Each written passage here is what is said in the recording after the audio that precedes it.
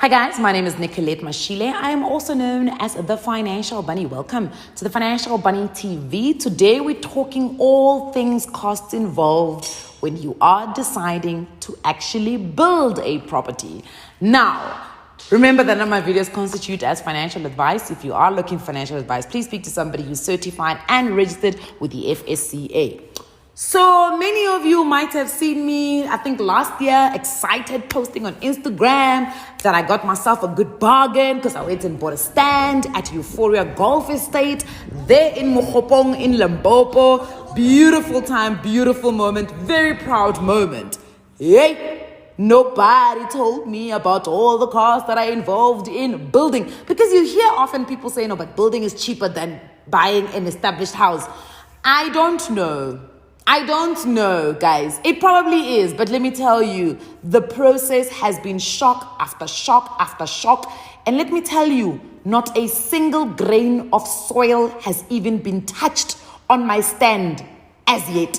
So let me tell you all the costs that I did not know about that kind of hit me. Fine, I knew somebody needs to draw a house up for me, right? But I thought, because the guys at the estate already have an architectural framework of what the houses need to look like, there must be some basic plan that is in place that I just need to go and improve on. Wrong. There isn't, right? So obviously it then means that I need to source an architect. And they already have a lot of architects who are registered with, I think it's SAPNA or something like that. And you've got to get that person to now draw your house as per your specifications. Great.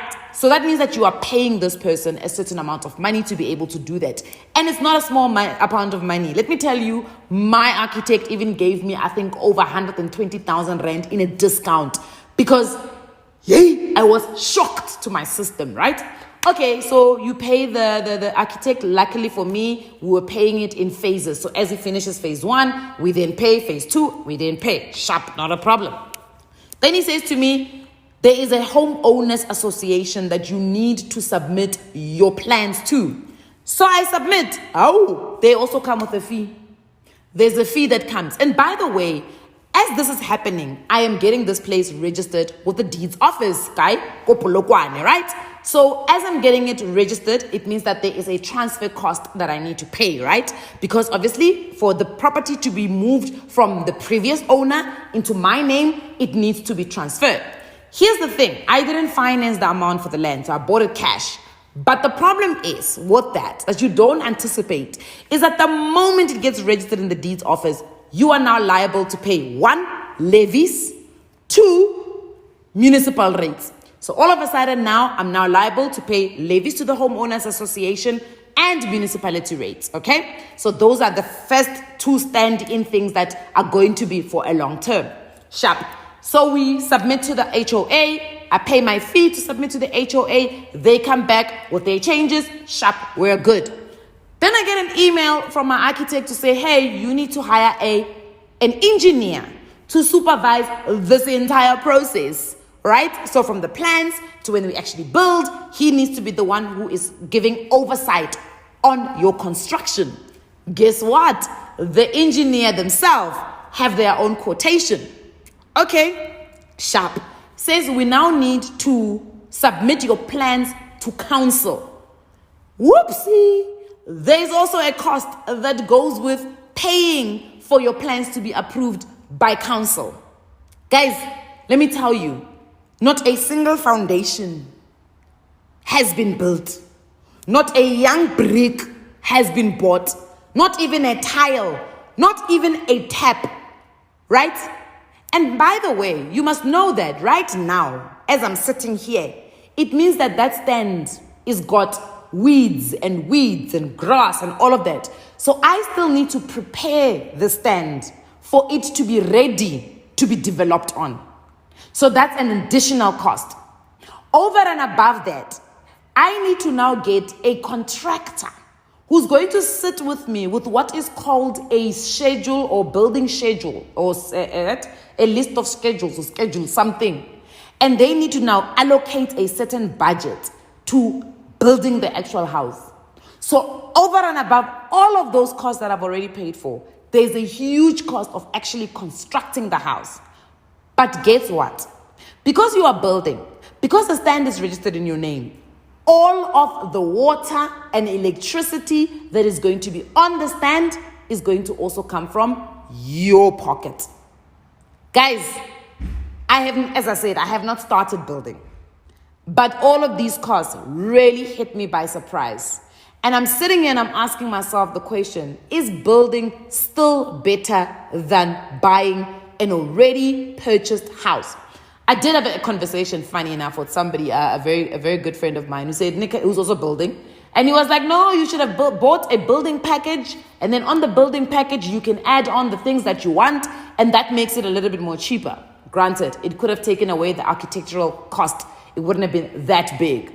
However, all of the other things that still come, the fact that you have to submit your plans to a homeowners association and you've got to pay them, the fact that you have to submit to a council and you have to pay them, and you can't submit your plans to council without having an engineer that's going to have oversight, and that engineer to be able to do and perform that duty, they also need to be paid.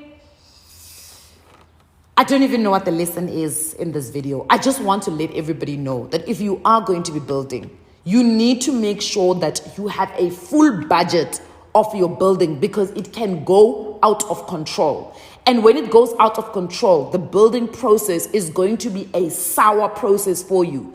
And to be quite honest, I am still excited about building because I've added in an oven, a pizza oven to my house. Okay? I'm really excited. Mara, I don't even know where I'm going to get the money from. I've also just found out, working with a property developer, that if you actually want to get a building loan from the banks, a majority of the banks, if you just go and ask for a building loan, they generally give you 60% of the loan. They don't give you 100% bond. So there's also that. So even if I do decide, you know what, maybe I'm going to finance the building of this thing, there's that part. My other alternative is really to just save up. But remember also, at estates, there is a specified amount of time that you are given to make sure that you build. Why? Because empty stands or construction sites are not a great look for any type of estate, especially a golf estate, and especially seeing as the stand that I chose is literally at hole number 1. You literally can see. So I can't half build my house, because that's not good for the value of the estate and for the aesthetics.